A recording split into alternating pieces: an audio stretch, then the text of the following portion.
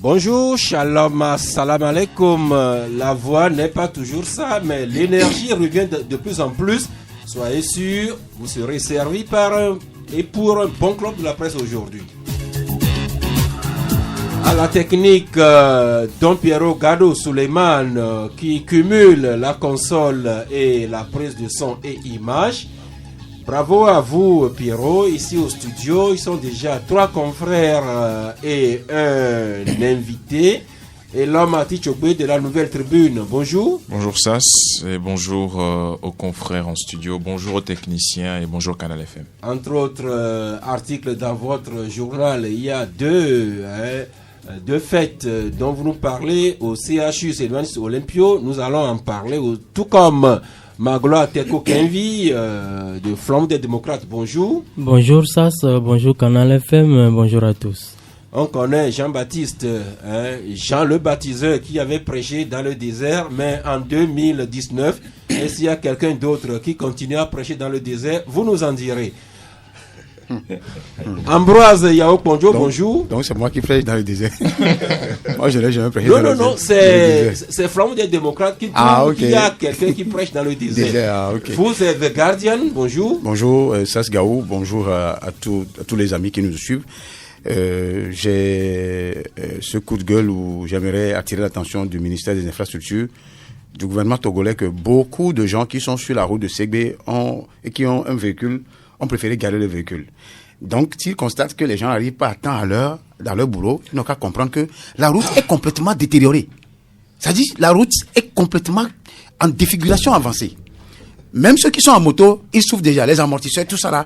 Sincèrement, il faut que ce gouvernement entende la voix de près de 100 000 personnes qui sont dans la zone. C'est ce que moi j'ai voulu juste dire. Merci. Et vous l'avez dit, même si vous trouvez que des gens font trop de bruit pour rien, de quoi il s'agit, nous allons en parler. Et puis notre invité qui nous vient de la direction des cultes, cette direction qui est logée au ministère de l'administration territoriale. Et nous en parlons de temps en temps. Aujourd'hui, nous avons l'honneur d'avoir un cadre de cette direction qui est à nos côtés, Monsieur Sama Medjesiribi. Bonjour. Bonjour, Monsieur Sass. Eh bien, bonjour, chers journalistes. Et bonjour, chers auditeurs. Merci. Dans un moment, vous allez nous parler de votre direction des cultes. Quelles sont vos attributions? Comment est-ce que vous êtes organisé? Comment est-ce que vous délivrez les autorisations d'installation au lieu de culte? Est-ce que vous assurez que toutes ces confessions religieuses sont logées dans des cadres? Est-ce que les bâtiments sont sécurisés? Qu'en est-il des conditions de visibilité, d'éclairage, d'aération? Et surtout, est-ce que ces confessions-là ne font pas trop de bruit pour déranger les voisins? Vous allez nous dire tout cela. L'occasion juste pour nous de souhaiter un anniversaire de naissance à un ami, Thierry Afanoukoé de Gapola.net, qui souffle une bougie. Alors, il y a quelqu'un qui embraye dans le même sens qu'Ambroise, qui dit que il vient de faire réparer sa moto à plus de 10 000 francs CFA ce matin et qui confirme que la route de Ségbé, c'est tout simplement un calvaire. Alors, pour l'anniversaire de Thierry Afanoukoé, quelqu'un qui le connaît bien sûr, cherche à savoir si Thierry Afanoukoé est bien sûr. S'il est bien sûr qu'il est né un 31 octobre, ben, la question est renvoyée à Thierry. Mais ce que nous pouvons dire aussi, c'est que le 31 octobre, c'est la journée mondiale des villes, la journée mondiale de la ville, sous le thème général, une meilleure ville, une meilleure vie. Et le thème particulier pour cette année, c'est changer le monde, des innovations et de meilleures conditions de vie pour les générations futures. Après toute cette introduction, nous allons passer à la pensée du jour. Et ma gloire, il y a une sagesse de notre terroir qui dit: si tu cognes ta tête contre une cruche et que cela sonne creux, n'en déduis pas forcément que c'est la cruche qui est vide. Si tu cognes ta tête contre une cruche et que cela sonne creux, ce n'est pas l'occasion d'en déduire forcément que c'est la cruche qui est vide. Oui, je crois quand même que cette pensée retrace si bien la vie de l'homme en général, parce que l'homme a tendance à voir en autrui le mauvais, le pire, alors qu'en réalité, nous sommes tous des humains et le bon sens voudrait que nous nous remettions en cause à chaque situation. Et donc, je crois quand même que l'auteur de cette pensée a assez bien fait de le dire, parce que dans toute situation, nous devons nous poser la question d'abord de savoir qu'est-ce qui n'a pas marché à notre niveau avant de voir en autrui le mauvais, le méchant. Merci, mais chacun peut aller faire l'exercice, rentrer à la maison, nous cognons notre tête contre une cruche, et nous allons voir le son que cela va faire. Si cela sonne creux, on va chercher à savoir si c'est la cruche qui est vide, ou bien plutôt si la vacuité ne proviendrait pas de notre tête. Mais d'ici là, beaucoup de courage. Monsieur Medje Siribi, rebonjour. Bonjour, monsieur Sass. Eh bien, vous êtes de la direction des cultes. Parlez-nous d'abord de votre direction. Nous savons seulement que vous êtes logé au ministère de l'administration territoriale, mais quelles sont les attributions, les prérogatives qui vous sont confiées? Merci, monsieur Sass. Avant de répondre à votre question, permettez-moi de vous transmettre les salutations fraternelles des plus hautes autorités du ministère de l'administration territoriale pour l'occasion que vous nous offrez de rendre beaucoup plus visible le travail que nous faisons au quotidien. Donc, notre direction a été créée en 2008 par décret, la direction des cultes bien sûr, par décret 2008-090/PR du 29 juillet 2008. Entre autres attributions, on a disons 4 attributions principales. La première, c'est d'étudier les dossiers de reconnaissance et d'autorisation des lieux de culte, des ordres religieux et des couvents en liaison avec les services compétents de la sécurité. La deuxième, c'est tenir à jour la base de données et les dossiers relatifs aux lieux de culte et aux organisations cultuelles. La troisième, assurer le suivi des organisations cultuelles et contribuer au règlement des contentieux. Enfin, la dernière, c'est organiser le pèlerinage avec les autres membres du comité national du Hajj, c'est-à-dire le pèlerinage musulman.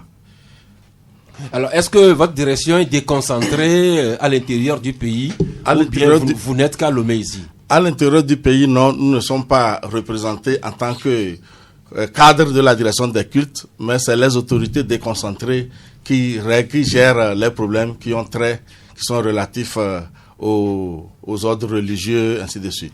Mais c'est vous qui délivrez l'autorisation aux congrégations religieuses de s'installer? Oui, c'est effectivement ça. C'est le ministère de l'administration territoriale qui a compétence à délivrer le récépissé aux organisations religieuses pour s'installer. Eh bien, pouvez-vous nous dire, comment expliquez-vous cette prolifération de lieux de culte, de congrégations qui poussent comme des champignons à chaque coin de rue? Vous savez que ce n'est pas une nouvelle affaire, cette affaire de prolifération des lieux de culte. Dans les années 70, on avait vécu presque la même situation et c'est par une ordonnance de mai 78 que le chef de l'État d'alors avait limité cette prolifération. Mais actuellement, avec les libertés qui sont beaucoup plus prononcées, nous pouvons dire que cette liberté religieuse est garantie par la Constitution du 14 octobre 1992, notamment à son article 25. Donc, vous ne faites que constater cette liberté que nous confère la Constitution, que chacun choisisse la religion qu'il veut. Non, c'est plutôt, si j'ai bien compris votre question, c'est plutôt les responsables religieux qui ont cru que la liberté religieuse ou bien cette liberté religieuse qu'on leur a accordé la Constitution du 1492 est une liberté absolue, c'est-à-dire sans borne. Sinon, c'est une liberté contrôlée. Donc, la direction des cultes n'est pas là les mains croisées. Elle travaille pour que cela s'arrange, tant soit peu. Eh bien, quand on vous soumet les dossiers pour validation, pour récépissé, est-ce que vous assurez un peu comme une boutade du niveau intellectuel, de la formation de la personne qui introduit la demande. Et avant le délivrance du récépissé, est-ce que vous allez vous assurer des locaux pour savoir si les bâtiments répondent aux normes architecturales? Est-ce que vous assurez des conditions d'aération, d'éclairage des lieux de culte avant de décerner les récépissés? Merci, monsieur Sass. Dans la procédure qui a été mise en place, le ministre de l'administration territoriale ne délivre pas le récépissé au vu seulement des dossiers. D'abord, au niveau de la direction des cultes, dès qu'un dossier est reçu à notre niveau, nous essayons d'aller constater le lieu où le responsable religieux pense installer son lieu de culte. Donc c'est au cours de cette visite que nous inspectons ces lieux en vérifiant tout ce que vous venez de citer. L'aération, l'espace, le voisinage, ainsi de suite. Puisqu'il y a certains endroits qui ne sont pas appropriés pour installer les lieux de culte. Par exemple, les cliniques, par exemple, les écoles. Quand les lieux de culte se trouvent à côté de ces genres de structures, ce n'est pas approprié. Donc ça commence par là. Mais seulement, qu'est-ce que nous vivons si nous ne sommes pas dans un régime d'autorisation préalable? La plupart des responsables religieux viennent à notre niveau pour obtenir le récépissé après avoir installé eux-mêmes leur structure. Mais au cours de la visite, si c'est inapproprié, nous le faisons savoir et nous lui disons de chercher une place appropriée, une nouvelle place appropriée. Merci. L'autre problème, surtout le gros problème, c'est les nuisances sonores que causent certaines de ces congrégations, armées de midi par-ci, veillées de prière par-là. Ces manifestations peuvent durer 3 jours jusqu'à 1 semaine chez d'autres. Cela cause de la nuisance sonore auprès des voisins. Alors, les voisins qui sont victimes de ça, par quelle voie on peut vous saisir? Merci, monsieur Sass. Effectivement, pour ces genres de problèmes, il suffit d'adresser une note, disons une plainte, au ministre de l'administration territoriale. Comme toute administration, elle est affectée au niveau de la direction des cultes et nous procédons par des conciliations, par des séances de conciliation. Ces séances de conciliation, dans notre procédure que nous avons instituée, il y a 5 étapes. 5 étapes. D'abord, il y a 2 conciliations qui doivent se faire. Si elles ne sont pas concluantes, il y aura une visite de constatation sur le terrain pour voir si c'est vraiment le responsable religieux qui n'obtempère pas ou bien c'est les riverains qui sont complaisants.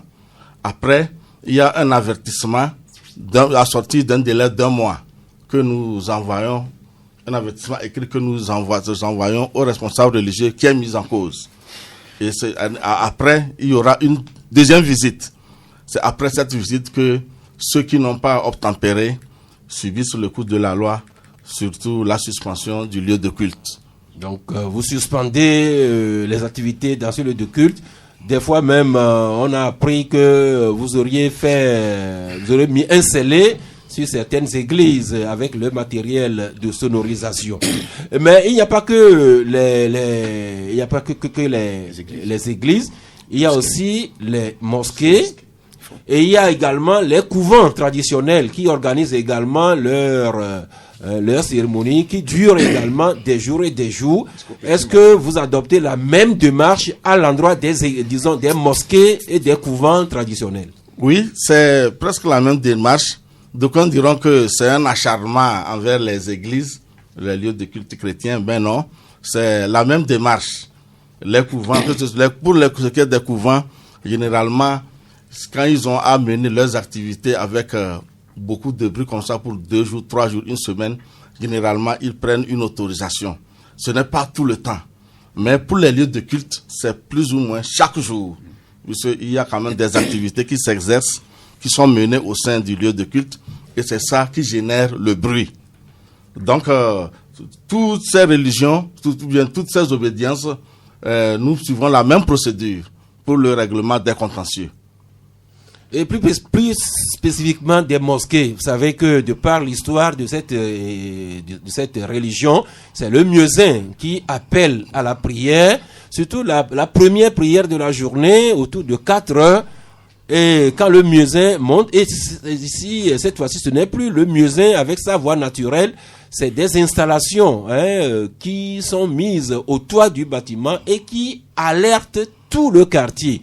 Alors, à leur endroit, est-ce que la direction des cultes est aussi comme ça, vraiment attentive et vigilante? Nous sommes très attentifs et très vigilants. Qu'ils vous souviennent que en juin 2018, la direction des cultes a eu à organiser une tournée de sensibilisation à travers tout le pays, à l'effet de sensibiliser, de sensibiliser les gens, les responsables religieux, pour ce qui est des impacts négatifs qu'ont les nuisances sonores sur la santé des fidèles et même de ceux qui les provoquent, aussi des riverains. Donc il y a eu une tournée que nous avons organisée en juin 2018 et la plupart des responsables religieux ont fini par comprendre que le bruit ne fait pas du bien, comme le bien ne fait pas du bruit. Donc c'est comme ça que nous avons procédé. Nous sommes dans une logique pédagogique dans un premier temps. Après la logique pédagogique, on a opté pour la sanction pour ce qui est des suspensions des lieux de culte. Merci donc monsieur Medjessi Rebi qui nous parle de la direction des cultes et surtout comment il veille à ce que les célébrations dans les lieux de culte ne causent pas des nuisances sonores aux voisins. Oui, Magloire? Oui, merci monsieur le directeur pour vos explications. J'ai dû comprendre que votre structure est, en tout cas, ce service de l'État qui régule un peu la pratique des cultes dans notre pays. Et on vous a vu ces derniers mois à l'œuvre à travers des interdictions ou du moins des blâmes, des interdictions faites aux églises. Mais à certaines églises. À certaines églises, près d'une vingtaine si je ne me trompe pas. Mais je voudrais vous demander sincèrement, est-ce que la législation qui vous permet de sanctionner quand une église est en infraction vous permet également d'avoir un droit de regard sur le contenu des messages que véhiculent les églises dans leur ensemble? Parce que je ne vous apprends rien, vous descendez un peu dans certaines églises, dans certains cultes, vous verrez que on vend des poudres aux gens. Il y a de ces genres de pratiques qui, honnêtement, je suppose que quand vous êtes au service des cultes, c'est qu'il doit forcément y avoir des gens qui s'y connaissent, que ce soit en christianisme ou en islam. Est-ce que vous avez un droit de regard sur le contenu des messages que délivrent les hommes de Dieu? Le contenu des messages pour pas certaines pratiques au sein des lieux de culte. Monsieur Medjessi. Merci. Effectivement, nous avons un droit de regard. Mais lorsque il faut que nous soyons saisis. Si nous sommes saisis d'un problème, que par exemple dans ce lieu de culte, par exemple le responsable ne prêche pas quelque chose de positif, nous avons le devoir d'agir. Nous avons le droit d'agir. Mais s'il prêche quelque chose qui est positif, nous n'avons pas. Parce que c'est de ces prêches que viennent même certains problèmes de la société. Donc, pour ce qui est de la spéculation, ou bien, je ne sais pas, du mercantilisme que certains leaders religieux font avec les fidèles, je pense que ça, il faut que les fidèles même soient conscients de ce qu'on est en train de leur proposer. Imaginez dans un jour, nous avons eu à régler un problème, un lieu de culte, on dit qu'on propose une orange à 20 000. Bien, un fruit banal, qui va coûter peut-être 50 francs à 100 000, ou bien un tricot, on va vous dire que ce tricot-là, le pasteur ou bien le responsable religieux a prié, ainsi de c'est béni, il faut l'acheter, celui qui veut l'acheter pour bénéficier des bénédictions, il n'a qu'à l'acheter à 100 par exemple. Et il y a des fidèles qui s'adonnent à ça, il y a deux pratiques. Lorsqu'il y a des plaintes, nous intervenons. Mais c'est pas toutes les fois qu'un fidèle puisse avoir la clarté, la sérénité de se plaindre devant son pasteur, mais on va y arriver. Ambroise? Oui, d'abord je remercie monsieur de se préoccuper de ce sérieux problème. C'est un sérieux problème tant du côté des mosquées que du côté des églises. Parce que moi je me dis, je n'ai rien... couvent aussi. Oui, des couvents. Sauf que eux, ils ne sont pas... parce que eux disent, quand ils ont trop état là, c'est en ce moment, ils font le truc. Bon. Et au niveau des églises, sincèrement, il y en a qui foutent du bordel. Ça dit qu'il faut connaître ça. Moi, je suis chrétien. Je n'ai rien contre. Et mieux même, je voudrais promouvoir les églises. Dire la bonne parole, la parole d'évangile. Sauf qu'il y a des gens qui prêchent du n'importe quoi. Quand vous rentrez, vous comprenez qu'ils prêchent du n'importe quoi. Ils font du business. Bon. Maintenant, il y en a qui construisent les églises derrière la maison des gens. Et jusqu'à l'aube, les gens ne peuvent pas dormir. Les enfants sont à la maison pour apprendre les leçons. Ils ne peuvent pas. Ça, c'est du côté de l'église. Comment je tire pour Kofi, je tire pour Kofi aussi. Il y a les mosquées. Je l'avais dit ici. Moi, les musulmans, c'est mes frères. Mais j'ai toujours dit que... Et je constate qu'ils sont chastes dans leur manière de faire le culte. J'adore ça. Mais je dis que 4 heures du matin pour réveiller tout le monde qui ne sont pas forcément musulmans, alors que le cerveau, à un moment donné, se repose entre 2 heures et 6 heures. Ça, il faut revoir ça. Merci, M. Mélisiribi. Encore une fois, le contenu de certains prêches au sein des églises et puis également le muezzin d'une mosquée qui réveille tout le quartier, même si tout le monde n'est pas musulman. Bon, oui. Actuellement, le ministère de l'administration territoriale a initié, comment l'appelle-t-on, des textes qui seront tôt ou tard votés par la hiérarchie, c'est-à-dire le gouvernement d'abord et puis l'Assemblée nationale, pour réglementer l'exercice du culte dans le pays. Et je vous assure que tous ces aspects sont pris en compte dans ce document. Dans ce document que nous avons essayé d'élaborer, tous ces aspects sont pris en compte. Mais pour ce qui est de l'appel à 4 heures du matin des musulmans, c'est vrai, le bruit ne fait pas du bien. On ne peut pas interdire l'appel. Mais il peut être, on peut demander à ce que le musulman le fasse à voix naturelle pour que les riverains ou du moins les fidèles qui sont dans le coin puissent venir à leur hache faire leur prière et puis vaquer à leurs occupations. Donc, c'est vous dire que c'est vrai, effectivement un fléau, d'autant plus qu'il vous souvienne, M. Sass, que au dernier discours du chef de l'État en fin d'année, le 7 avril, il en a même fait cas. Et c'est beaucoup de lieux de culte qui vraiment indisposent les riverains à leur domicile. On essaie de travailler sur ce sujet pour que cela marche. Parce que nous avons eu à régler des problèmes. Ailleurs, ça a marché. Ailleurs, ça n'a pas marché. Mais nous continuons. Puisque comme il y a une procédure par laquelle nous arrivons au niveau final avant de décider de la suspension du lieu de culte, nous sommes obligés de suivre cette procédure. Mais sachez qu'il y a des endroits où ça a marché. Par exemple, chez les musulmans, avec l'apport de l'Union musulmane du Togo, nous arrivons quand même à ramener certains à l'ordre. Chez les chrétiens, eux aussi, pour ce qui est des adorations qui durent trop la nuit et dans un vacarme indescriptible, nous essayons aussi de rappeler les gens à l'ordre. Merci, Elomati Chogwe. Oui, moi j'ai une question par rapport à ce développement. C'est bien de guérir, mais c'est mieux de prévenir. Aujourd'hui, quels sont les textes qui encadrent l'ouverture d'une église? Parce qu'on constate que tout le monde se lève, prend un espace et puis ouvre une église, met le nom qu'il veut sur la clôture. Mais au niveau de l'autorité, administrativement, quelles sont les autorisations nécessaires à prendre pour ouvrir une église, pour que l'État reconnaisse que véritablement il y a une église ici? Parce que à ce stade-là, on constate qu'il y a un peu d'anarchie, et là où il y a l'anarchie, il y a pas, là où il n'y a pas de loi plutôt, il y a de l'anarchie. Merci, j'avais déjà posé la question là. Est-ce que vous regardez un peu même la formation du requéreur, voire même son niveau intellectuel, ses expériences, et puis le lieu? Alors, comme l'homme le demande, quelles sont les conditions dont vous vous assurez avant de délivrer le récépissé? C'est ça. Il y a un certain nombre de pièces à fournir que le requérant doit fournir au niveau de l'autorité, dont le diplôme de responsable religieux. Dans les pièces à fournir, il y a le diplôme de responsable religieux.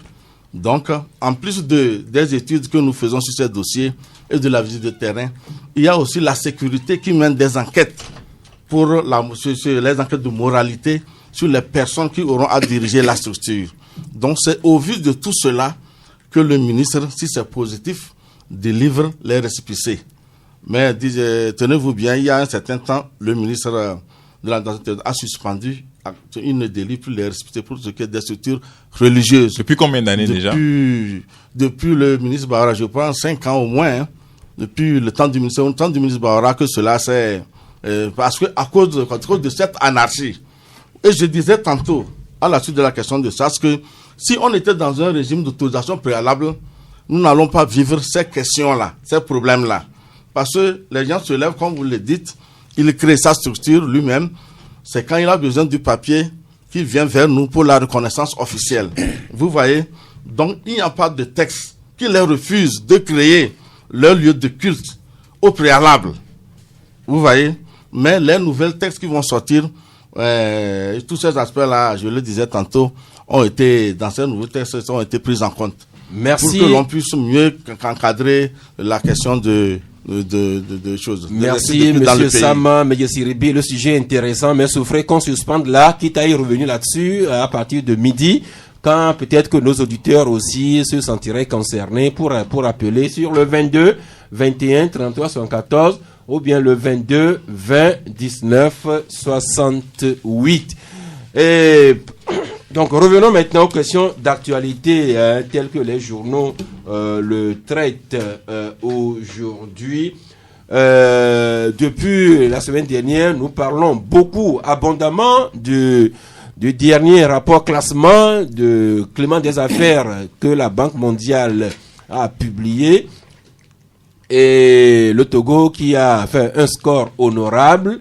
Et c'est pas fini. Aujourd'hui même, comme nous y informe Chronique de la semaine, c'est aujourd'hui que le Togo lance solennellement son rapport pays sur le classement Doing Business. Donc la cérémonie doit être en cours actuellement dans un grand hôtel de la place si l'horaire est respecté. Sur le classement, donc le Togo qui a gagné 40 places. Et Elon Atichogbe, votre journal, La Nouvelle Tribune, vous qualifiez cela de résultat exceptionnel pour le Togo. Oui, je pense que pour la première fois, le Togo a fait des exploits dans ce classement d'une business relatif à l'amélioration du climat des affaires. C'est vrai qu'il y a eu beaucoup de réformes qui ont été faites, notamment sur le plan de la délivrance du permis de construire, où il y a eu le plus de progrès enregistrés dans le cadre de cette facilité des affaires. Vous prenez aussi le raccordement à l'électricité, où il y a eu beaucoup de facilités, que ce soit à l'endroit des grandes entreprises comme des petites et moyennes entreprises. Vous prenez également le plan de la création des entreprises au CFE, au Centre de formalité des entreprises, où aujourd'hui, il y a eu plein de facilités accordées aux entrepreneurs pour créer une entreprise, et même pour dissoudre cette entreprise-là, il y a des facilités qui sont accordées, même en ligne, afin de pouvoir faire un certain nombre de choses. Et donc, tout ça aujourd'hui fait que le Togo a progressé dans ce nouveau classement Doing Business par rapport lié à la facilité ou à l'amélioration du climat des affaires. Et donc, c'est tout à l'honneur du Togo, et ce n'est pas pour rien que le chef de l'État personnellement s'est déplacé pour le présenter ou pour assister à la présentation du rapport pays de ce classement. Je rappelle que le Togo est aujourd'hui parmi les 10 économies mondiales dans le cadre de ce classement Doing Business, les 10 meilleures économies mondiales ayant fait des réformes en matière de facilité des affaires, et sinon le premier pays africain qui a le plus performé dans le cadre de ce classement Doing Business 2020. Eh bien, le Togo ne prend pas la question là à la légère. Lorsque la première présentation était faite dans les locaux de la Banque mondiale, c'est le Premier ministre Krassou en personne qui était. Et aujourd'hui, pour le rapport pays, c'est le chef de l'État qui se déplace personnellement pour présider la cérémonie. Et rappelez que hier, avant-hier, Faure Gnassingbé s'était exprimé pour exprimer sa satisfaction sur ce classement. Mais Ambroise Ponjo, vous voyez dans ce rapport business rien que trop de bruit pour rien. Oui, trop de bruit parce que c'est vrai que ce rapport est un chiffre ronflant qu'on présente aux Togolais, comme quoi il y a création des entreprises, il y a facilité de création, tout ça c'est bien. Nous aussi on constate ça sur le terrain. Sauf que dans la création, on ne se demande pas si réellement ces entreprises sont encore existantes. Du fait même des pressions au niveau fiscal et au niveau des impôts. Et là, maintenant, se demander si la finalité est d'avoir un chiffre élevé sans voir si l'assiette du Togolais a augmenté ou si l'assiette s'est améliorée. Vous allez voir dans les rues de Lomé, surtout dans le quartier administratif et autres, des gens qui ont des visages luxuriants et verdoyants. Au même moment, vous descendez un peu à Vancouver et autres, vous allez voir la misère qui se lit sur les visages. C'est le contraste qu'il y a. Donc, c'est bien beau d'applaudir un rapport qui avance des chiffres de 19 places, bon, tout ça là. Mais dans la réalité, les gens ont plus faim. Les gens ont plus faim à Lomé, à Dapon, à Kara, partout. Alors justement, non, c'est ça. Est-ce que c'est parce que, est-ce qu'on ne peut pas espérer que, comme il est plus facile de créer de nouvelles entreprises au Togo, cela va induire un taux plus conséquent de croissance économique et qui va finalement se répercuter par un meilleur partage des richesses? Malheureusement, c'est Michel qui a l'habitude de dire les taux de croissance, tout ça là, ça n'impacte jamais l'assiette des Togolais, ni le panier de la ménagère. Même à Abidjan où le taux de croissance a atteint 10%, les gens se plaignent à Koumassi, à Bobo, même à Pougon. Donc, c'est vous dire qu'ici, la situation est tellement criarde, c'est une question de gouvernance. Ceux qui ont des milliards, qui l'ont envoyé en Liechtenstein dans des paradis fiscaux, ils n'ont qu'à ramener ces fonds-là, comme à Accra on le fait souvent, ramenez-les, même si vous avez volé là, ramenez l'argent pour investir dans le pays, permettre à vos frères, à vos petits frères et sœurs, aussi de gagner un petit emploi, de trouver quelque chose. C'est ce que les Togolais veulent. Ils n'en demandent pas de miracle. Donc, rapport du business, c'est bien. Chiffre élevé, ils ont gagné 19 places, c'est bien, on applaudit. Mais nous souhaiterions que cette augmentation de chiffres ou le taux gagné dans cette histoire puisse profiter aux Togolais dans leur marche quotidienne de se sauver de la misère et de la pauvreté ambiante. Merci. Donc, le classement, c'est bon. Le chef de l'État va présider personnellement la présentation du rapport pays, c'est bien. Mais vivement que tout cela se répercute dans le quotidien des Togolais. Ce que beaucoup d'intervenants ne cesse de rappeler ici au jour le jour. Alors pour le quotidien, justement, nous avons nos engins, nos motos, nos voitures, soit c'est pour les visites techniques ou bien pour se faire poser une nouvelle plaque minéralogique. Tout cela se fait à la direction des transports routiers et ferroviaires. Et l'homme, votre journal écrit ce matin que pour mieux servir les usagers, la DTRF ouvre ses portes même le samedi. Oui, c'est une décision qui a été prise par le directeur des transports routiers ferroviaires par rapport à la célérité que devaient connaître les dossiers. Donc, pour ceux qui sont occupés en semaine pour des raisons professionnelles, il n'y a plus de panique. Les samedis, entre 8h et 13h, maintenant, un service minimum est fait dans l'ensemble de la direction des transports routiers ferroviaires pour tous les services demandés, notamment 5 principaux services: la délivrance du permis de conduire, la visite technique, l'octroi des cartes grises, etc. Donc tout se fait sur place les samedis entre 8h et 13h. Donc je pense aujourd'hui que c'est une décision salutaire, d'autant plus que c'est rare administrativement de trouver des usagers ou des clients qui sollicitent un service le week-end dans les services. Et donc aujourd'hui, c'est à l'actif de la direction des transports routiers ferroviaires de mobiliser du personnel étatique pour que on puisse mieux servir les usagers un week-end où entre 8h et 13h, on sert quand même les usagers, les clients par rapport à des services qu'ils demandent. Merci. Volet présidentiel 2020. On connaît déjà un bon nombre de candidats qui se sont annoncés eux-mêmes. D'autres ont été même déjà investis. Et on parle encore d'autres qui seraient dans le starting block. Mais avant d'arriver aux candidats individuellement, c'est l'autre combat que s'est assigné Monseigneur Kodjo, qui se bat comme un beau diable pour que l'opposition aille à ces élections en rang serré, voire même avec un candidat unique. Beaucoup de journaux traitent cette question au jour le jour. Et aujourd'hui, c'est Chronique de la semaine qui écrit « Candidat unique de l'opposition, Monseigneur Kodjo Fanoko peut-il réussir là où il a déjà échoué ?» se demande Chronique de la semaine, pendant que Front des démocrates, vous écrivez vous aussi « Alternance politique au Togo en 2020 ». Monseigneur Kpodjoro toujours vent debout, mais vous trouvez que Kpodjoro prêche dans le désert? Oui, c'est un peu le constat que nous faisons parce que depuis un moment, vous le constatez aussi bien que nous, que le prélat se donne la peine donc de jouer un peu au facilitateur entre les différents courants de l'opposition togolaise. Entre-temps, la première partie de sa lutte était donc d'interpeller vivement le chef de l'État à renoncer à un quatrième mandat, mais on constate que peut-être son appel tombe dans des oreilles peu attentives, et donc la seule alternative pour le prélat était donc de se tourner vers l'opposition, et depuis un moment il travaille à unir les forces afin de provoquer, n'est-ce pas, l'alternance en 2020 à travers une union sacrée.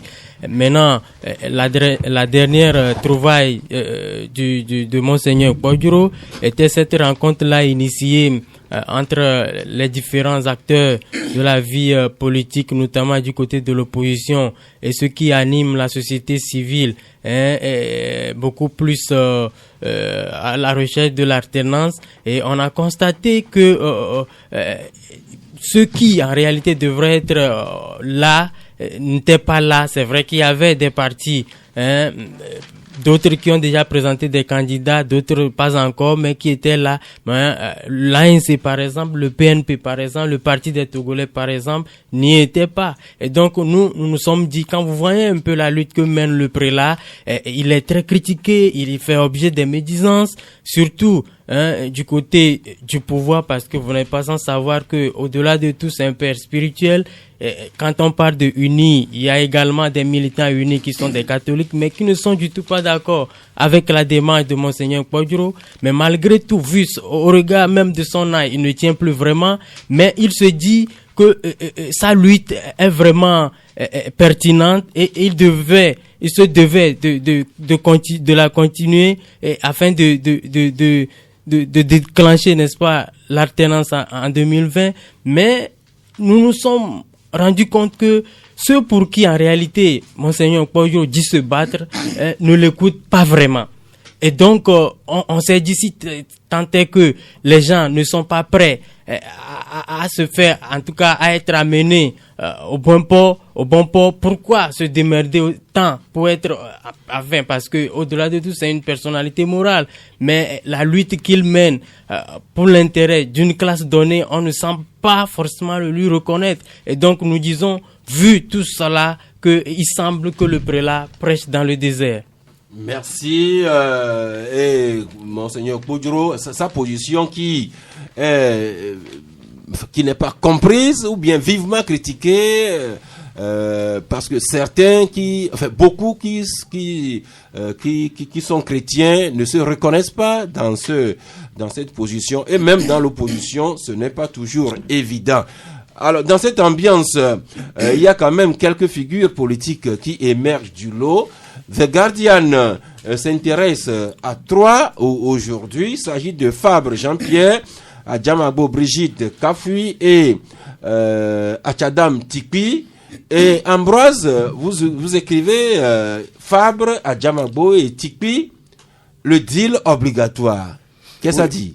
Oui, le deal obligatoire, parce que là, vous êtes sans savoir que, d'abord, c'est un secret polichinelle, que l'opposition semble être en lambeaux à l'heure actuelle, sauf que pas au point où les gens l'imaginent. C'est vrai que dans toute structuration de l'opposition face à un pouvoir dictatorial de cet acabit, les gens ne sont pas toujours prêts à s'entendre, parce que le pouvoir a toujours des pièges, a toujours des taupes au sein de cette même opposition, a toujours de l'argent pour offrir aux gens, pour pouvoir dribbler les autres qui sont au sein de cette opposition. Et ça, c'est la pratique ici chez nous. Ce qui fait que l'homogénéité qui doit être constatée au sein de cette opposition depuis la C14 c'est effrité, au point que la C14 s'est réduite à 5 aujourd'hui. Là n'est pas encore le problème. C'est cette histoire d'égocentrisme ou un peu d'égoïsme à recherche d'intérêts partisans ou intérêts personnels qui mine l'opposition au jour d'aujourd'hui. Mais pour moi, au niveau du Guardian, au niveau de notre journal, ce n'est pas encore un drame. Il y a encore des possibilités. Tout cela, on peut accuser l'opposition de se laisser diviser à travers des pots de bananes lancés par le pouvoir. Et c'est le pouvoir qui le fait. Hein. Maintenant, il y a des facteurs endogènes. Je viens d'en citer au sein même de l'opposition. L'autre facteur endogène, c'est celui qu'apporte le pouvoir pour faire éclater, faire diviser même l'opposition, pour brandir l'argument comme quoi nous sommes seuls sur le terrain. Mais il y a aussi des facteurs exogènes. C'est-à-dire l'influence de certains chefs d'État. La preuve, la C14 plus d'eau, la feuille de route qui n'a pas été respectée. Maintenant, la solution, je crois que les gens doivent se ressaisir au sein de l'opposition. Surtout, il y a les leaders dont nous avons cités dans le journal, Fabre Adjamagbo et Tikpi Achadam, et j'ai dit les autres, Agboibo, Apevon, ils doivent tout faire pour recoller les morceaux, parce que je sais qu'ils sont capables de le faire. Il y en a eu des gens plus que ça, mais ils sont arrivés à s'entendre sur le minimum. De s'entendre sur le minimum, à quelques mois des élections, obliger le pouvoir, par un rapport de force, à organiser un dialogue autour des conditionnalités devant aboutir au processus électoral, y compris au sein de la CENI qu'il faut réorganiser et la révision du fichier électoral. Maintenant, au-delà de tout, ils doivent aussi s'entendre sur la démarche à suivre quant à avoir une candidature unique ou une candidature stratégique, telle que nous l'avons proposé, 3 personnalités au sein de l'opposition qui occupent du sud jusqu'au nord, et maintenant s'attendre à ce que ce pouvoir tombe dans leurs mains à travers des meilleures conditions d'organisation, l'équitabilité et la pratique transparente dans l'élection. Donc c'est ce que nous avons essayé de tracer dans cette analyse que nous avons faite, tout en appelant les grands leaders à se réunir le plus vite possible. Certes, dans un autre acteur politique qui a sorti une réaction il y a quelques jours, c'est Maître Agboibo, même si c'est au nom du FAR, Front des associations pour le renouveau.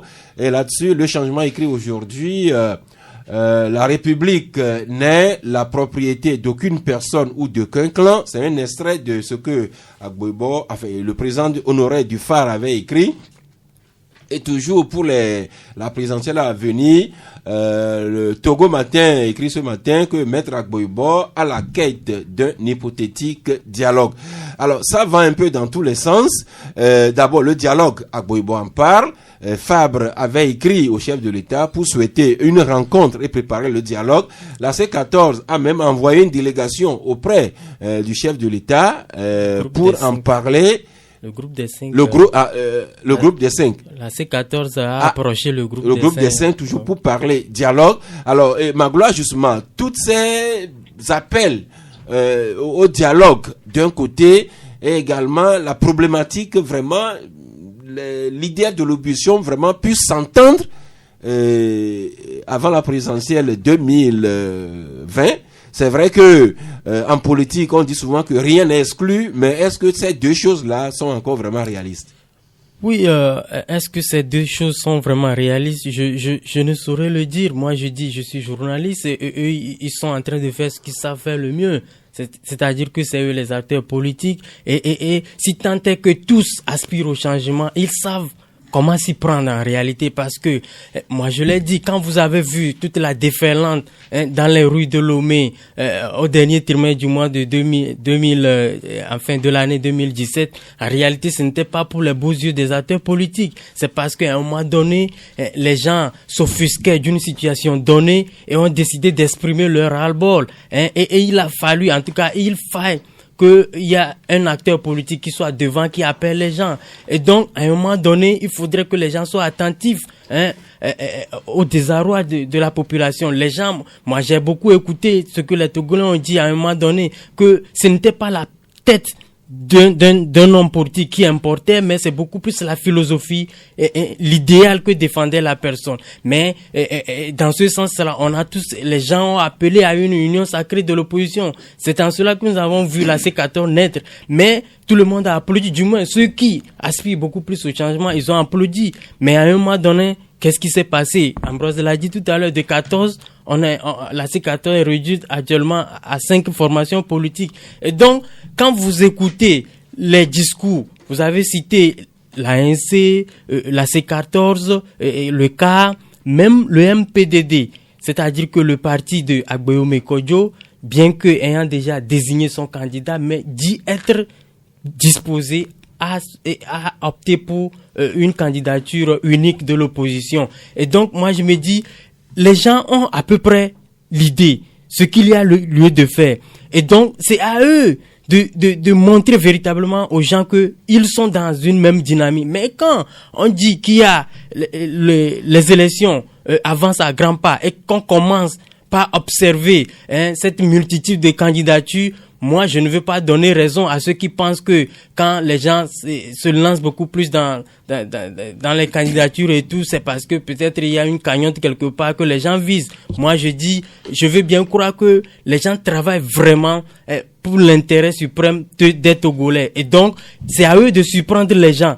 Mais je dis, il y a encore possibilité. L'essentiel pour moi, ce n'est pas de déclarer, de se déclarer candidat, non. On peut se déclarer candidat, mais travailler à un moment donné à fusionner toutes ces candidatures pour en faire un. Mais je le rappelle, si tant est que tous travaillent vraiment en faveur de l'alternance. Merci. Une grosse équation qu'on nous saurait résoudre ici. Quant à nous, redescendons dans nos préoccupations quotidiennes, notamment d'ordre sanitaire. Et là, hier, j'ai rencontré un ami qui était totalement dans le désarroi. Il a un frère qui a fait un accident à Sokolé. Évacué au CHU Lomé Campus, il n'y avait pas de scanner. On le transporte au CHU Sylvanus Olympio, pas de scanner. Donc le pauvre accidenté a été transporté au sein de la clinique d'Eli. Et c'est là que le scanner lui a été fait. Alors ça pose un problème. Si nos deux hôpitaux de référence n'ont pas de scanner, n'ont pas de plateau technique pour assurer notre santé et l'homme, il y a un problème. Mais vous n'y répondez pas. Par contre, vous sonnez une autre alerte et vous écrivez alerte tuberculose, haut risque de contagion au centre hospitalier Sylvanus Olympio. La maladie, la tuberculose, c'est une maladie terrible, hautement contagieuse. Alors, s'il y a risque de contagion de tuberculose au sein même de l'hôpital Tokoin, et là, on va dire oui. Oui, vous comprenez que c'est un sujet très sensible et on n'est pas allé avec le dos de la cuillère par rapport à cette information-là. Vous savez, c'est des choses vécues, c'est pas des choses rapportées, je le précise. Tout ce que nous écrivons au niveau de la Nouvelle Tribune par rapport par rapport à la santé, par rapport à d'autres domaines, par rapport aux investigations, c'est des choses vécues en fait. Qu'est-ce qui se passe? Il se passe que, vous savez, dans l'ensemble du CHU Sylvanus Olympio, le gouvernement a fait des efforts pour construire un bâtiment digne de ce nom afin d'isoler les personnes infectées par la tuberculose, afin qu'ils puissent pas se mélanger à la masse ou pour transmettre le virus ou pour transmettre la maladie à des gens qui sont des personnes saines et qui viennent ou bien qui accompagnent des malades dans le cadre de leur hospitalisation au CHU Sylvanus Olympio. Il se fait qu'en semaine, ces personnes sont bien traitées, ils sont là, ils sont internés, il y a un surveillant et un docteur qui les suit, ils prennent leurs produits, ils sont bien nourris, etc. Ils ont même une cour, un jardin qui est bien aménagé pour eux, où ils peuvent faire se défouler en fait, toujours avec le matériel de protection, pour ne pas que des particules en l'air puissent contaminer d'autres personnes ou des personnes qui sont véritablement saines. Mais là où le bas blesse, c'est que le week-end, vous vous apercevez qu'il n'y a personne. C'est-à-dire que le week-end, là-bas, devant ce bâtiment, il n'y a pas de surveillant, il n'y a personne. Et ce qui fait que les tuberculeux ont la possibilité, je le dis, je le répète, ont la possibilité de sortir de ce bâtiment-là et de se confondre à la masse. C'est-à-dire que dans les couloirs, vous voyez des tuberculeux, des fois qui enlèvent leur cache-nez, leur matériel de protection, et qui circulent. Et si vous n'y prenez garde, vous allez dire bonjour à un tuberculeux en demandant un renseignement en ne sachant pas qu'il est tuberculeux. C'est extrêmement grave ce qui se passe. Alors que le Togo, très spontanément, quand on se salue, on se donne la main. Effectivement. Et donc, vous prenez plaisir à circuler et vous allez voir sous un arbre comme ça, vous allez voir un monsieur ou une dame qui est assis ou assise en train de prendre de l'air alors que cette personne est une personne infectée par la tuberculose et que vous ne savez pas. C'est une personne infectée par le virus et vous ne savez pas. Et vous lui dites bonjour, vous demandez peut-être où se trouve le service de radiologie et entre trois mouvements, il vous dit oui, vous prenez ce corner-là, vous faites ceci. Alors que la tuberculose, c'est une question c'est le contact. C'est-à-dire, c'est des particules en l'air. Tant que vous êtes en face d'un tuberculeux qui vous parle, c'est quand les tubercules sortent, enfin quand les particules plutôt sortent, mais vous êtes infecté directement. Et donc ça met du temps. Et il y a des fois il y a des cas de tuberculose plutôt qu'on a du mal à détecter. Et donc vous voyez dans le couloir qui mène vers leur bâtiment, vous allez les voir des fois assis sur des bancs Et vous allez les voir des fois allongés sur ces bancs-là. Les week-ends, hein, en semaine, il n'y a pas de problème. Ils sont bien suivis, mais le week-end, c'est du désordre. Les gens sortent de ce bâtiment, se confondent à la masse. Et il y a même d'autres personnes qui sortent même du CHU Sylvanus Olympio pour aller se désaltérer ailleurs. Mais on a appris qu'il y a des personnes qui sortent pour aller peut-être prendre un pot dehors. Mais c'est extrêmement grave, vous comprenez? Donc aujourd'hui, un tuberculeux qui trouve encore du temps pour aller prendre un pot. Je ne raconte pas ma vie. Les personnes qui sortent du bâtiment, qui sont dans l'enceinte, qui met son matériel de protection dans la poche. Comment toi, en tant qu'individu, tu peux le reconnaître qu'il est tuberculeux ou non? Est-ce qu'on affiche au fond que je suis tuberculeux? Non. Donc, si je veux sortir, comme tout le monde, je peux sortir et je peux m'asseoir quelque part et prendre mon pot. Et des fois, ça se passe. Et donc, nous, on a interpellé le ministère de la Santé et de l'Hygiène publique ainsi que les autorités sanitaires pour qu'ils puissent véritablement prendre des dispositions parce que les samedis et les dimanches font partie de la semaine. C'est pas des jours à part. Lundi à vendredi, oui. Mais les samedis et dimanches, c'est aussi des jours de la semaine. Merci, mais toujours Centre hospitalier Sylvanus Olympio qui est passé en partie sous le lot de la contractualisation. Où est-ce qu'on en est? Officiellement, aucun rapport n'est encore établi, mais vous en parlez quand vous écrivez CHU Sylvanus Olympio, la contractualisation bat de l'aile. Vous écrivez que CREDES aussi s'en va. OIGH à présent aux commandes. Alors comment se gère, comment évolue la contractualisation au CHU Sylvanus Olympio? Oui, c'est la grosse interrogation. Vous avez parlé d'un cas tout à l'heure en disant que il y a une personne accidentée qui a fait le tour du CHU Lomé Campus, ensuite du CHU Sylvanus Olympio, qui n'a pas pu trouver satisfaction à cause de défauts de scanner. La contractualisation, en fait, devrait résoudre ce genre de problèmes. L'amélioration de la qualité des soins et également revoir un certain nombre de choses. Mais il se fait que dans la pratique, il y a un certain nombre de difficultés. Vous savez, déjà en février 2018, il y a eu le départ de la structure française EMI, Entraide médicale internationale, pour des raisons, révélées par la presse relatives beaucoup plus au fait que l'État ne respecterait pas les clauses du contrat qu'il le lirait à EMI, qui est la structure française à l'époque. Et à cette époque-là, l'État avait délégué la responsabilité de la contractualisation à la structure qui s'appelle CREDES. Et donc, depuis février 2018, CREDES gérait la contractualisation au CHU Sylvanus Olympio jusqu'à une date récente. Et la date récente, c'est fin septembre 2019. Et donc, durant cette période-là, CREDES a géré. Il se fait que fin septembre 2019, CREDES a jeté l'éponge, a rendu le tablier pour des raisons non officielles.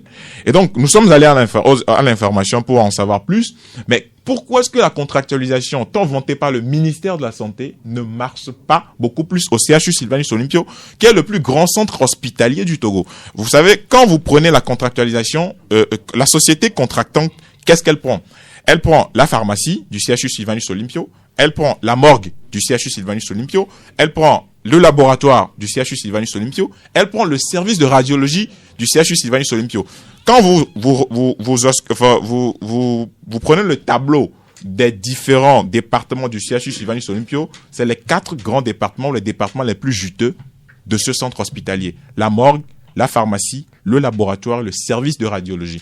Et donc, c'est ce que la société contractante gère.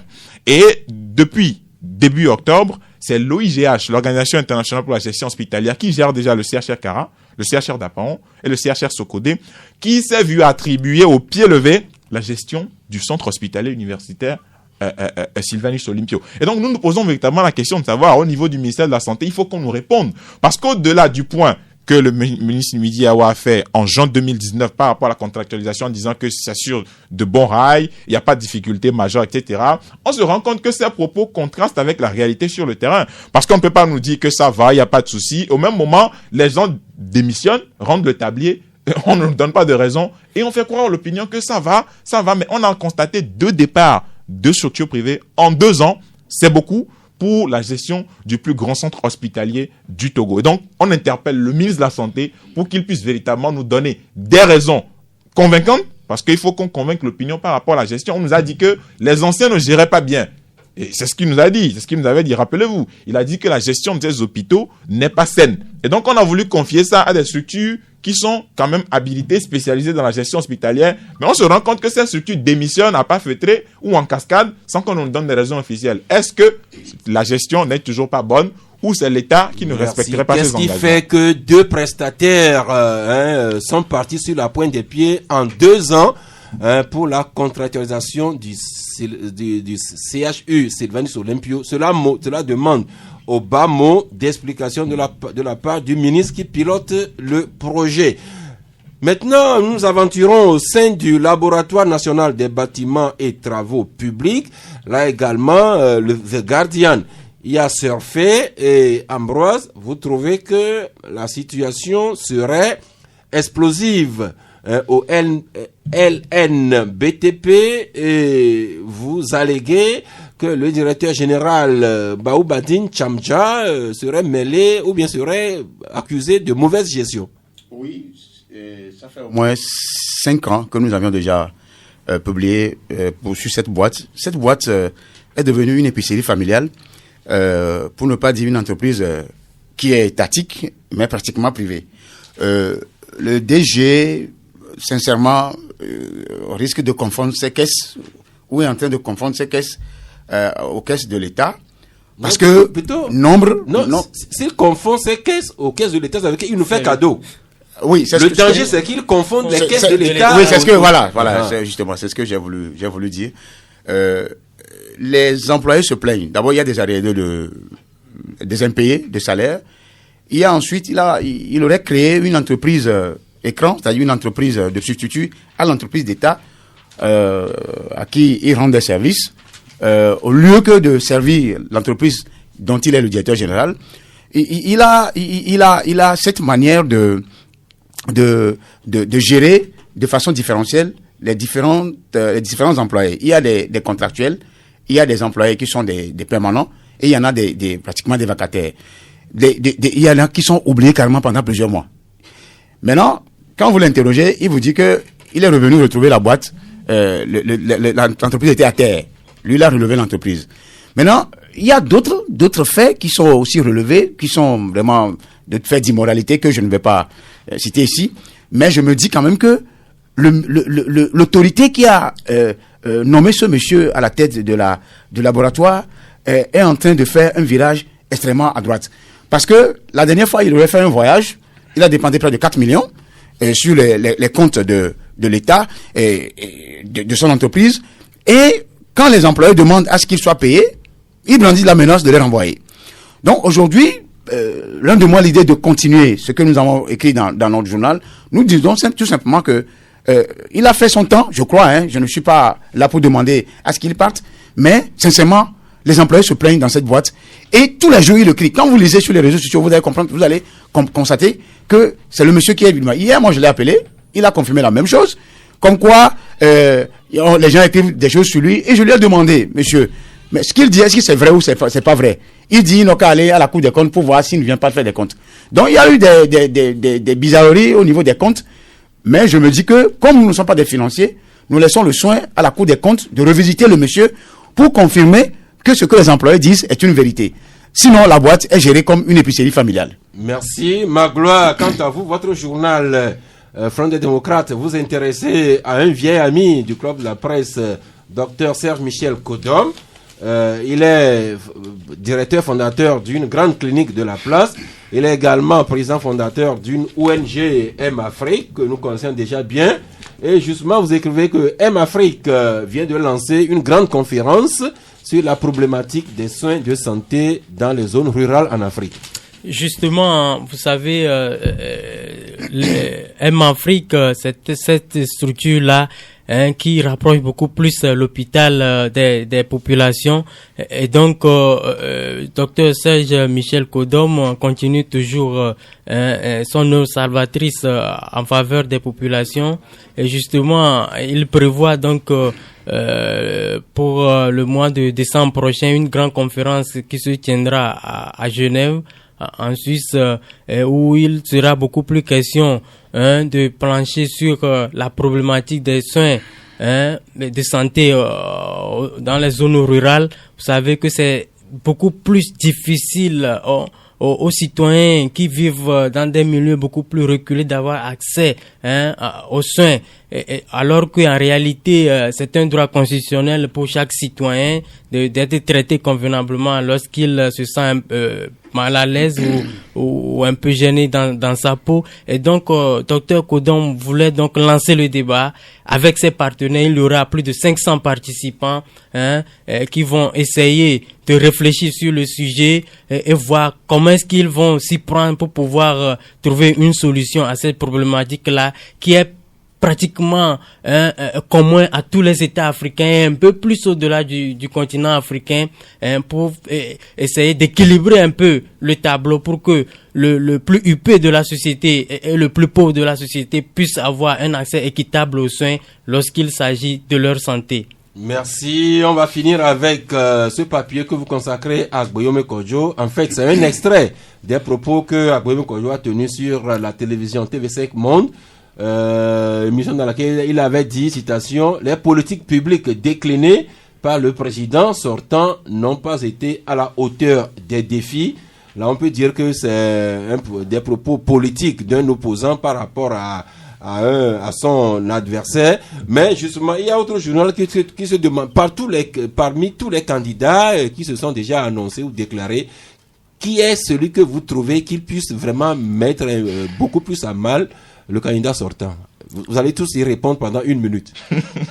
Parmi tous les candidats déjà annoncés ou investis, lequel voyez-vous qu'il puisse vraiment inquiéter Faure Gnassingbé lorsqu'il se sera présenté candidat? Bon, moi, je pense honnêtement qu'il va être difficile de dire que tel ou tel candidat puisse véritablement mettre à mal Faure Gnassingbé ou du moins le candidat du Parti uni, parce que quand je vois un peu la géopolitique, moi je me dis que ce qui s'est passé un peu en Gambie doit intéresser beaucoup plus ceux qui analysent l'actualité sociopolitique sur le continent, parce que ailleurs, l'actuel président gambien ne serait jamais président, parce que vous imaginez, il était le trésorier de son parti. Il n'était pas vraiment celui-là sur qui tous les espoirs étaient fondés, parce que le président est en exil, le secrétaire général a été enfermé depuis des années, et donc il y avait plus personne en réalité, et la base du parti a décidé de le présenter. Et moi, je me dis, c'est là où... Revenons chez nous ici. Voilà. Parmi tous les candidats déclarés ou annoncés, Dr Kodjo Viton, Jerry Tama, Innocent Kagbara, Jean-Pierre Fabre, Gamessou Poda, si je n'en oublie pas, lequel voyez-vous qu'il puisse vraiment inquiéter fort, ou le candidat de Uni? Bon, je l'ai dit, je sais vraiment pas. Merci. Mais je me dis, s'il se présente candidat, c'est qu'ils se font confiance de pouvoir battre dans les urnes le président sortant. Bon, comme Magloire l'a dit, c'est difficile d'avancer un nom à ce stade parce qu'on a encore un électorat qui n'est pas clair, qui est atypique, qui ne se prononce pas de façon spécifique. Donc, à ce stade-là, on a déjà une dizaine de candidatures, mais c'est difficile de se prononcer sur celui qui a aujourd'hui les capacités de battre le président sortant, Faure Gnassingbé. À défaut de le battre quand même, l'inquiéter sérieusement, Ambroise? Oui, moi je vais faire la différence. En disant que d'abord c'est une question très difficile que vous nous posez, mais je dis si les conditionnalités de cette élection sont accomplies ou respectées et que la transparence et l'équitabilité sont des mises, pas comme les autres élections, Jean-Pierre Fabre part favori pour gagner Faure Gnassingbé au vu des élections qu'on a eu à traverser. C'est vrai qu'il y a Aubenton qui est sur le terrain tous les jours dans les faubourgs, dans les villages, et que certains ne voient pas, mais qui fait du travail sur le terrain. Mais en matière de popularité et de fouille d'ancienneté, c'est Jean-Pierre Fabre qui fait favori. Si les élections sont transparentes, il risque de battre Faure Gnassingbé ou le candidat de Uni dans les jeunes. Merci. Nous suspendons nos débats ici un petit moment et puis nous renouons avec vous.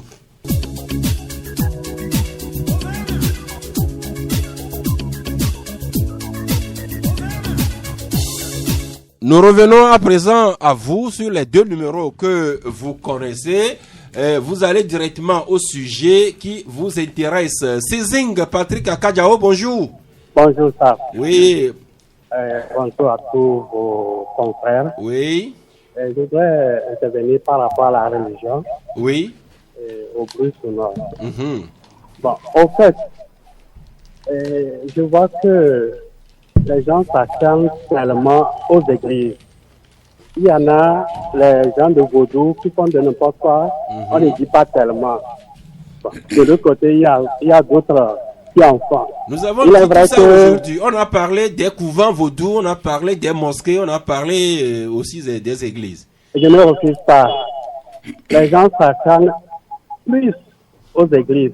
Or, si nous allons plus loin, les Écritures disent que on ne peut adorer le Seigneur par les cymbales, par le bruit sonore, autre là. C'est la Bible qui l'a dit. Est-ce qu'on va contester la Bible? Il est vrai qu'il y a certains faux prophètes, comme votre invité a su le dire, ceux-là qui disent que, ça il va donner l'exemple de la chemise, que si vous achetez à combien, tu seras béni. Au moins, ces pasteurs-là, il faut les rayer de la liste des églises. Je suis d'accord. Il y a certains qui vendent l'huile, des galops là, pour dire que c'est le sang de Jésus. Les balais, certains utilisent les balais, tout ça là. Ces pasteurs-là, ou bien ça, disant prophètes-là, je suis d'accord qu'on puisse les radier. Mais quand on a entendu le président de l'Observatoire des églises là, il a expliqué certaines choses, mais il était avec certains de ses pasteurs ou bien prophètes dans leur observateur. Quelle leçon il peut donner à la population? Parce que ces prophètes-là utilisent de n'importe quoi pour contrôler la population. Merci de faire court. Monsieur Mendiessiribi, vous voulez lui répondre? Oui. Il cite la Bible, que c'est la Bible même qui a dit qu'il faut adorer le Seigneur par des cymbales. Alors comment est-ce qu'on peut contrevenir à ce que la Bible même a prescrit? Non, on peut. Le problème, c'est que il faut se rendre compte que les nuisances provoquent des maladies. Les nuisances provoquent des maladies. Il y a par exemple l'hypertension artérielle, le stress, la perturbation du sommeil. C'est pourquoi on les appelle les voleurs de sommeil. Les difficultés d'apprentissage chez les élèves et étudiants. Il y a la baisse de vigilance, puis les troubles de comportement. Bon, est-ce qu'il faut au même moment délivrer et au même moment tuer? C'est la question qu'on se pose. Mais l'autorité a l'obligation de protéger les citoyens. Donc c'est sur ça que nous nous basons. Actuellement, le problème des nuisances, c'est un fléau. Un fléau de santé publique même. C'est une question de santé publique. C'est un fléau. Merci. En somme, nous adorons le Seigneur comme nous voulons, mais nous ne devons pas déranger celui qui n'est pas nécessairement avec nous. Kodjo de Toko Hôpital, bonjour. Oui, allô, bonjour. Oui.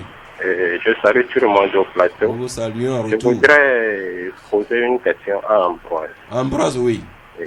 En 2015, tout le monde avait dit à l'ANC de boycotter les élections. Et M. Jean-Pierre Fabre avait dit que c'est dangereux de boycotter l'élection et il s'est présenté. Après, tout le monde l'a insulté, particulièrement le cas. En 2017-2018, l'ANC a dit, comme nous avons participé à l'élection en 2015 et que tout le monde crie, maintenant je veux respecter la décision du peuple en n'allant pas à l'élection législative. Après le 20 décembre, vous tous qui êtes là-bas, vous avez vu comment la population s'est déchaînée sur la C14 en disant pourquoi ils n'ont pas participé à l'élection législative. Maintenant, pour les locales, notre grand-papa, Monseigneur Boduro, a fait un contre-campagne à l'ANC en qualifiant l'ANC de Judas, ce qui a fait perdre beaucoup de voix à l'ANC pour les locales. Maintenant, l'ANC dit, comme c'est moi le problème, je voudrais être à l'écart. Et pourquoi M. Ambroise Bondou dit que ce n'est pas lui seul, tout le monde dit l'ANC doit être avec les autres. Au même moment, on nous dit que c'est lui le Judas. Là-bas, je ne comprends pas. Je voudrais que Ambroise nous explique un peu pourquoi tout ce acharnement sur le parti ANC. Merci. Ambroise? Bon, moi, je ne me suis pas acharné sur le parti ANC. Plutôt, mes prises de position arrangent l'ANC, je crois. Parce que je me dis que l'ANC, c'est, quoi qu'on en dise, c'est ce parti qui arrive à engager des points a engagé des élus au cours des dernières élections. Donc en cela, s'il y a un candidat parmi ceux qui ont été annoncés, on a entendu, qui puisse faire le poids devant le parti au pouvoir, et si réellement les élections sont transparentes, je crois que c'est le candidat de l'ANC qui est parti vainqueur. C'est tout. Merci. Sinon, merci. je ne suis pas contre la candidature de l'ANC. Merci. Philippe, bonjour. Bonjour, M. Sass. Oui. Je veux statuer sur 2 points par rapport à l'acharnement sur les églises. Ah, on n'a pas parlé d'acharnement, hein? Oui, ok. Par rapport à la nuisance sonore. Oui. Qu'est-ce qu'ils disent des bars? Des bars, surtout à l'approche de fin d'année, les bars qui poussent dans n'importe quel point des quartiers. Qu'est-ce qu'ils disent des bars? Merci. Il va vous répondre. La deuxième question? La deuxième question, c'est par rapport à la DTRF. Oui. Ça ne va pas là-bas. Quoi concrètement? Avant, pour faire la visite technique, en 1 heure de temps, 2 heures de temps, c'est fini. Traitement, la visite technique, vous pouvez rester du matin jusqu'au soir parce qu'ils utilisent maintenant les tablettes. Et en utilisant les tablettes, à tout moment, la connexion part. Et quand la connexion part, c'est fini, il n'y a plus un plan B. Pour faire les visites techniques, il faut attendre que les connexions reviennent. Et secondo, c'est les plaques. Pour faire les plaques, après on vous dit que les plaques sont terminées, on ne comprend plus rien. Vous allez attendre pendant des semaines avant que les plaques reviennent. Je ne sais plus où on va. Merci Philippe. Merci. Monsieur Médiasiribi. Oui, monsieur Sass, Oui. je vais lui répondre. Pour lui dire que la direction des cultes gère les organisations religieuses et non les bars. Donc, s'agissant des nuisances générées par les bars, c'est le ministère chargé du tourisme, de l'environnement, qui sont beaucoup plus habilités pour ces questions. Voilà. Bien, cher ami Philippe, La direction des cultes gère les organisations religieuses. Les bars, là, il faut peut-être s'adresser aux nouveaux maires qui vont prendre les dispositions en la matière. Et là, Mati Chokwe? Non, moi je travaille pas à la DTRF. Moi j'ai donné une information par rapport au fait de pouvoir faire un service ce samedi. J'ai constaté aussi que maintenant la visite technique est digitalisée. Ce n'est plus manuel comme ça se faisait. Et c'est maintenant, ça se déroule maintenant avec des tablettes. Et vous connaissez le problème de connexion. Quand la connexion part, vous êtes là et puis vous attendez que la connexion revienne, un peu comme dans les banques, avant qu'on puisse vous servir. Donc, ça aussi, c'est le défaut de la technologie, de l'éternel problème de connexion qu'on a au Togo. Donc, on va prier que tout aille mieux pour qu'on puisse servir les usagers. Merci beaucoup. Commis en ligne, bonjour. Oui, ça c'est bonjour. Oui. 2 questions. Une question à notre invité. La question du bar m'intéresse aussi, mais il a donné une réponse. Oui. Je l'accepte comme ça. Puisque disons, de 16h jusqu'à 1h du matin, nous sommes toujours dérangés par les bars. Oui. Qui sont là, après 10 pas, sur un autre bar, dans tous les coins de Lomé. Oui. Mais ma question à lui, les périphériques, ou bien le périmètre, quel est le périmètre d'une église? Quand je prends le cadre des catholiques, vous avez plus d'un lot et vous ne sentez pas la nuisance sonore. Mais avec les nouvelles congrégations, je ne sais pas quel périmètre on leur donne. C'est comme local contre local et vous êtes gêné dans votre chambre. Donc quel est le périmètre qui doit être normalement réservé à l'unité? Merci. Il va vous répondre. Deuxième question, c'est pour M. Elom. Oui. Je serais très content, ravi, qu'on calcule mon pays. Il a fait des améliorations. Maintenant, venons dans la pratique. Quand on prend un indicatif comme l'amélioration du cadre des affaires, ça voudrait dire que quand je rentre présentement au grand marché, nos mamans vendent bien. Ça suppose cela, ou bien que les affaires marchent. Pourquoi on dit qu'il y a amélioration et que nos mamans souffrent au marché pour vendre? En ce sens que si nos mamans vendent bien, ils vont bien payer les impôts. Et pour le PNB, on ne va pas souffrir pour puiser dans les caisses de l'OTR pour financer le PNB. Merci, et merci. Contrairement, c'est notre président qui se promène pour chercher des financements. Merci. Comme on va vous répondre, Monsieur Médiasiribi. Oui, Monsieur Sass. Quel est l'espace approprié pour créer une église? Il n'y a pas un espace approprié pour créer une église. Si nous prenons le cas des catholiques, tout le monde suit que quand les catholiques arrivent dans une localité, ils essaient de prendre la périphérie. Et là, on les accepte, on leur donne beaucoup d'espace. Et au centre, ils essaient de construire leurs structures qui vont les aider à évangéliser les gens. Ça, c'est un cas spécial. Mais pour les protestants aussi. Les protestants également, oui, certains. Presbytériens. C'est ça. Mais nous avons moins de problèmes avec ceux-là. C'est surtout les églises charismatiques. Bon, il n'y a pas d'espace réservé, mais chaque requérant sollicite un lot auprès des propriétaires terriens et il l'obtient. Mais nous, au cours de la visite, nous essayons de voir, est-ce que c'est un endroit approprié? Si c'est entre les maisons, nous ne donnons pas notre quitus. Si c'est à côté d'une clinique, nous ne donnons pas notre quitus. Si c'est à côté d'une école, nous ne donnons pas notre quitus. Donc, c'est des choses comme ça qu'on essaie de voir. Donc, mais est-ce que vous accordez le quitus même si la personne s'est installée sur un quart de l'eau?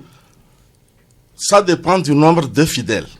S'il nous dit que j'ai en moyenne 30 fidèles, un quart de l'eau, ça peut contenir. Reste à vérifier le confort du bâtiment. Merci.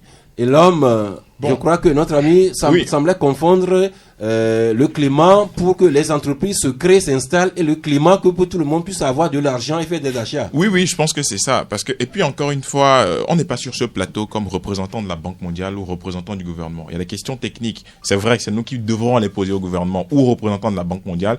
Mais encore une fois, la Banque mondiale a des critères et des lignes bien précises avec lesquelles ils analysent l'environnement des affaires dans un pays. Vous prenez un pays comme le Nigeria. Le Nigeria fait partie des meilleurs performeurs de l'année 2020. Mais pas pour autant, le Nigeria a un taux de pauvreté immense. Comment vous comprenez cela? Ça veut dire qu'aujourd'hui, on ne peut pas dire que le Nigeria, c'est l'un des poumons d'Afrique, mais en même temps, l'un des pays où il y a une plus grande pauvreté. Donc, on ne peut pas aujourd'hui, c'est-à-dire c'est la Banque mondiale avec ses critères. Nous n'avons pas de données objectives ici par pays pour dire que non, nous allons à l'encontre des critères de la Banque mondiale. On dit facilité de faire des affaires, ça va au plan macro, création d'entreprise, raccordement d'électricité et puis permis de construire, etc. Merci. Papa Sandjiné, il est toujours en ligne? Alors, je suis toujours en ligne. Bonjour. Bonjour, Papa Sandjiné. Oui, je voudrais intervenir sur deux sujets là. Oui. Pour le premier sujet, c'est celui des églises. Oui. Quand on parle, on dit, entre église et bar, se trouve à côté de votre maison, mais vous allez voir la différence. Certaines églises, disons,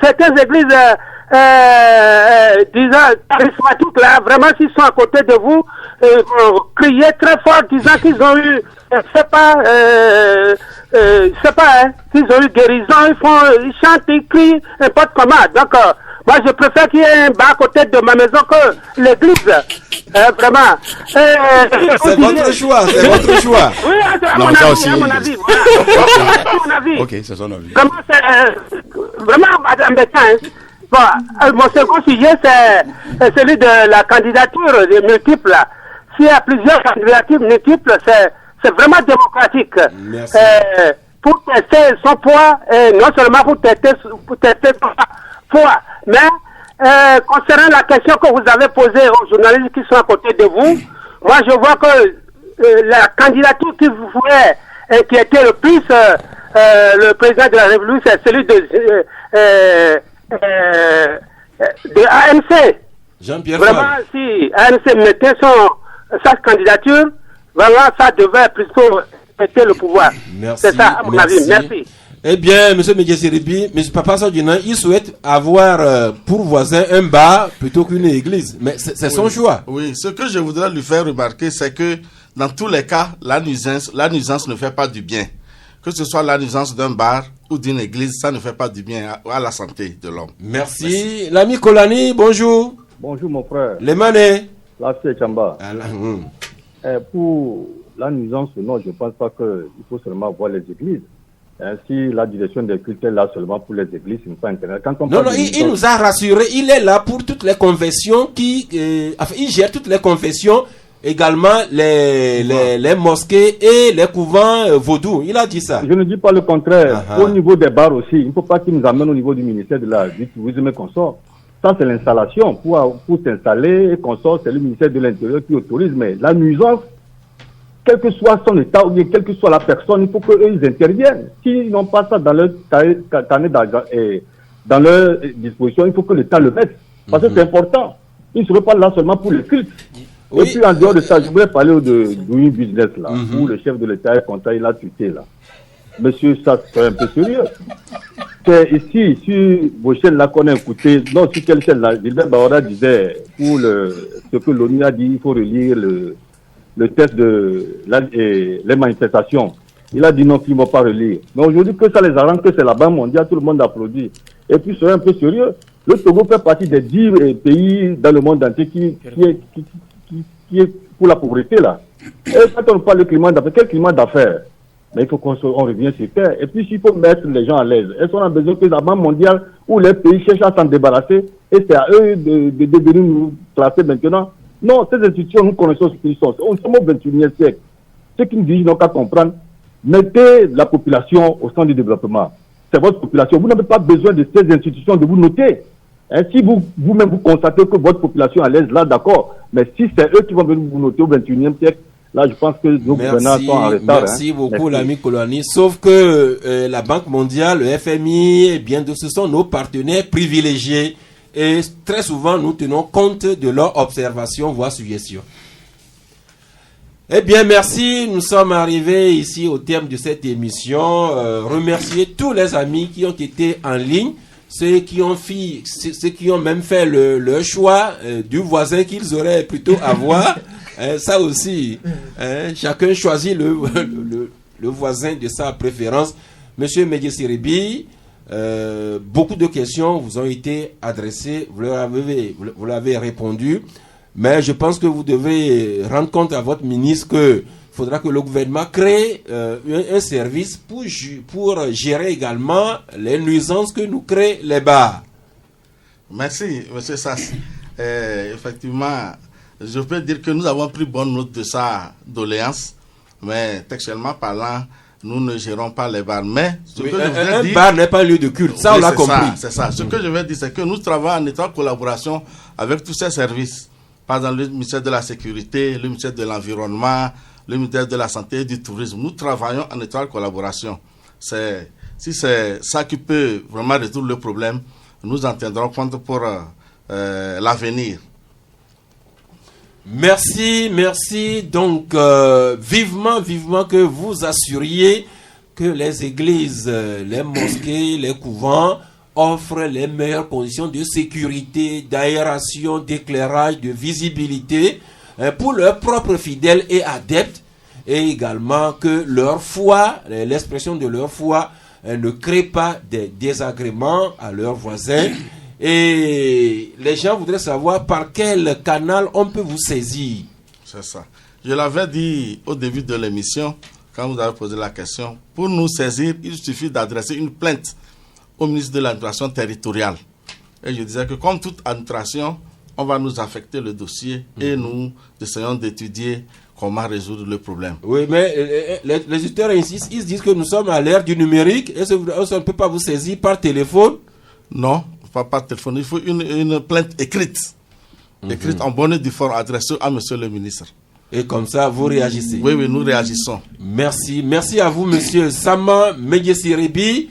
Un tour de table pour clôturer cette émission. Ambroise Ponjo, votre carton?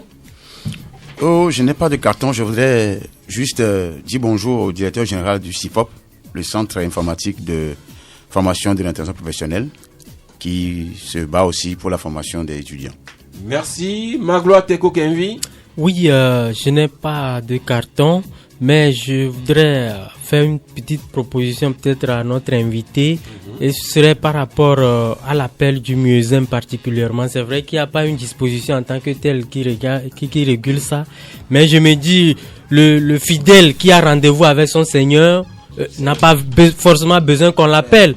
Par exemple, les catholiques, par exemple, il y a la messe matinale, mais on ne sonne pas la cloche parce que tu sais qu'à telle heure tu as rendez-vous avec ton Seigneur. Le fidèle qui a rendez-vous avec son Seigneur n'a pas besoin qu'on le lui rappelle. Voilà. Merci donc beaucoup. Il faut veiller à ça. Bon, moi je n'ai pas de carton.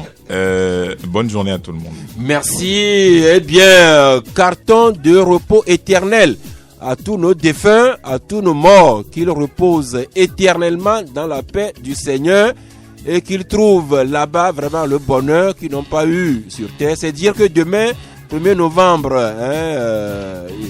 chemin férié est payé. Nous n'allons pas animer le club de la presse, un long week-end, même si malheureusement, c'est pendant ce temps que nous allons encore enterrer de nouveaux parents que nous avons perdus. C'est la vie. Rendez-vous lundi prochain à 11h si Dieu le veut et Dieu le voudra bien.